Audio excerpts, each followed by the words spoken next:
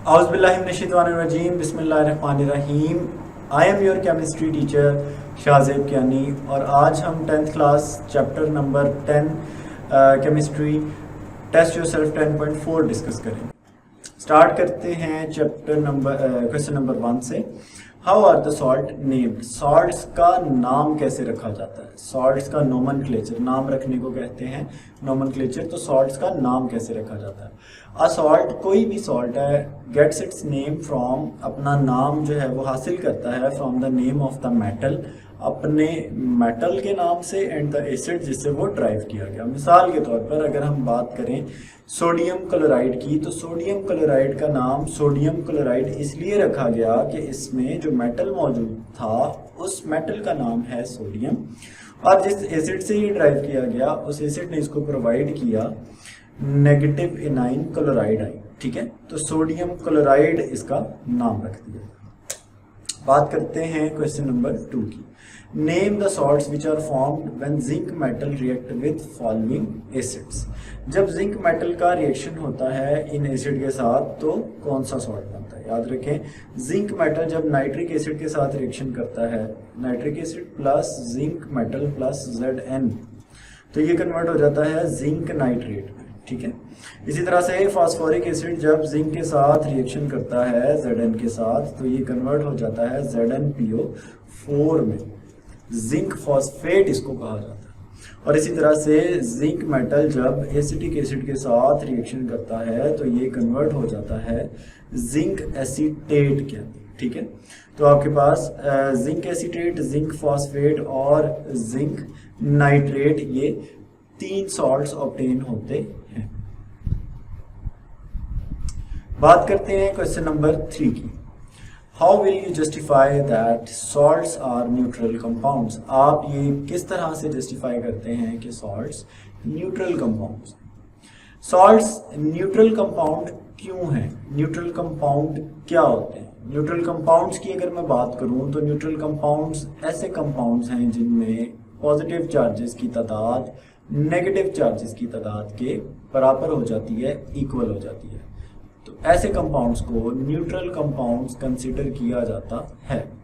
Although they do not have equal number of positive and negative ions, salts के अंदर equal number of positive और negative ion मौजूद होते भी हैं और मौजूद नहीं भी होते। मिसाल के तौर पर आप देखें सोडियम क्लोराइड, सोडियम क्लोराइड में हमारे पास equal number of positive ions और equal number of negative ion मौजूद है,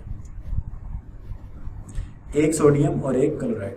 लेकिन मैग्नीशियम क्लोराइड में हमारे पास सिर्फ एक पॉजिटिव आयन और 2 नेगेटिव आयंस मौजूद है, बट फिर भी इनके ऊपर जो चार्ज है वो बैलेंस होता है। That is why salts are neutral compound. इसके ऊपर भी 0 चार्ज है और इसके ऊपर भी 0 चार्ज है। तो ये मैटर नहीं करता कि सॉल्ट्स के अंदर पॉजिटिव और नेगेटिव आयंस की तादाद बराबर हो या ना हो। जैसे यहाँ देखें आप, यहाँ पर सिर्फ एक पॉजिटिव आयन मौजूद है। ठीक है, like this only 1 positive ion is present. और अगर हम बात करें मैग्नीशियम क्लोराइड की, तो यहाँ पर भी सिर्फ एक पॉजिटिव आयन मौजूद है, जबकि यहाँ पर 2 नेगेटिव आयंस, 2 क्लोराइड आयंस मौजूद है। ठीक है, तो सॉल्ट्स में बी हैविंग, कि सॉल्ट के अंदर में भी इक्वल नंबर हो सकते हैं पॉजिटिव नेगेटिव आयन के, और सॉल्ट में पॉजिटिव और नेगेटिव आयन की तादाद अनइक्वल भी हो सकती है, but salt is always neutral. Salt हमेशा न्यूट्रल होता है, सॉल्ट के ऊपर जो चार्ज है वो हमेशा 0 होता है। ठीक है, तो salts are neutral compound, salt neutral compound होते हैं although they do not have equal number of positive and negative ions. इनके अंदर पॉजिटिव और नेगेटिव आयन की तादाद इक्वल नहीं भी हो सकती। आप यहाँ देख सकते हैं पॉजिटिव और नेगेटिव आयन की तादाद अनइक्वल है, यानी कि ये बराबर नहीं है। और अगर आप इसको यहाँ कंसिडर करें तो यहाँ पर आपके पास पॉजिटिव और नेगेटिव आयंस की तादाद इक्वल है, बराबर। तो equal and unequal number of cation and anion होने के बावजूद salts are neutral compounds. For example, अच्छा उसके बाद हम डिस्कस करते हैं question number 4। How many water of crystallization are present in copper sulfate and calcium sulfate? Copper sulphate और कैल्शियम सल्फेट में कितने वाटर ऑफ क्रिस्टलाइजेशन है? याद रखें वाटर ऑफ क्रिस्टलाइजेशन को सॉल्ट के फॉर्मूला के साथ लिखा जाता है। आप देख सकते हैं कि कॉपर सल्फेट में 5 वाटर ऑफ क्रिस्टलाइजेशन मौजूद हैं और कैल्शियम सल्फेट में 2 वाटर ऑफ क्रिस्टलाइजेशन मौजूद है। तो इसको सिंपल आप स्टेटमेंट की फॉर्म में लिख देते हैं कि इन कॉपर सल्फेट में देयर आर 5 वाटर मॉलिक्यूल्स, ठीक है, और in calcium sulphate there are 2 water molecules, यहाँ पर 2 वाटर मॉलिक्यूल्स हैं वो मौजूद होते हैं एज वाटर ऑफ क्रिस्टलाइजेशन के तौर पर। उसके बाद बात करते हैं जी लास्ट क्वेश्चन की कि name the type of reaction that take place.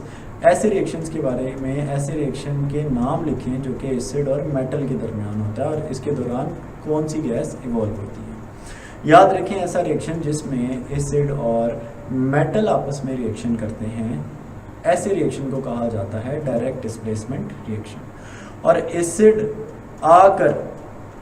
Metal आकर एसिड में मौजूद हाइड्रोजन को डिस्प्लेस कर देता है, हाइड्रोजन को वहाँ से निकाल देता है, और जब वो हाइड्रोजन को निकाल देता है तो हाइड्रोजन गैशियस फॉर्म में यहाँ से इवॉल्व होता है। तो which gas is liberated? Hydrogen gas is liberated when an acid react with a metal. जब एक एसिड एक मेटल के साथ रिएक्शन करता है तो हाइड्रोजन गैस लिबरेट होती है। इसको आपने मल्टीपल चॉइस क्वेश्चन के तौर पर भी याद कर लेना। This is all about my today's lecture. See you in the next video.